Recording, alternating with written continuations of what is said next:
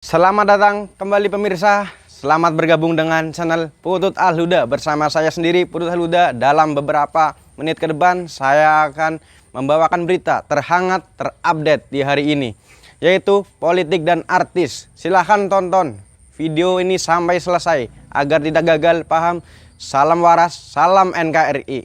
Susi Art Ferdy Sambo telanjangi diri di depan umum, tidak malu lakukan ini di depan publik bikin geleng-geleng. Akhirnya sosok Susi yang dikenal sebagai Art Ferdy Sambo muncul di depan kamera. Susi muncul di depan publik saat harus bersaksi di persidangan Baradae pada Senin, 31 Oktober 2022. Sebelum menjalani persidangan, saksi Susi disumpah untuk berkata jujur selama di persidangan pembunuhan Brigadir Joshua. Hari ini Art Ferdy Sambo itu melakukan sesuatu yang memalukan dirinya sendiri di hadapan TV nasional. Sebelum itu kita akan menilik kemunculan Susi dalam pembunuhan Brigadir Joshua. Nama Susi pertama kali didengar di rapat anggota Komisi 3 DPR pada 24 Agustus 2022 lalu. Adalah Syarifuddin, salah satu anggota Komisi 3 DPR yang mengatakan Susi memiliki keterkaitan dengan peristiwa di Magelang. Nama Susi muncul karena semua keterangan yang dibeberkan para tersangka menyebut perempuan ini. Susi adalah salah satu saksi mengenai kejadian di Magelang yang diduga terjadi pelecehan seksual pada Putri Chandrawati. Art Ferdy Sambo ini mengaku mendengar suara rintihan Putri Chandrawati dari dalam kamar. Ia saat itu peristiwa pelecehan seksual terjadi di Magelang. Susi juga hadir saat proses rekonstruksi pembunuhan Brigadir Joshua pada 30 Agustus lalu.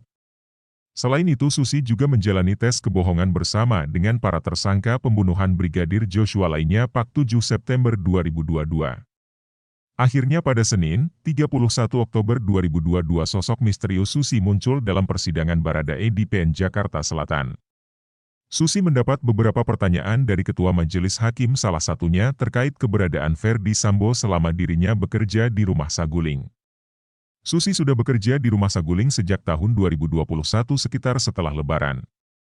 Itu artinya Susi bekerja di Rumah Saguling sekitar bulan Mei atau 2 bulan sebelum peristiwa pembunuhan Brigadir Joshua. Tapi saat hakim menanyakan kapan Susi mulai bekerja di Rumah Saguling, Susi terpergok sedang berbohong.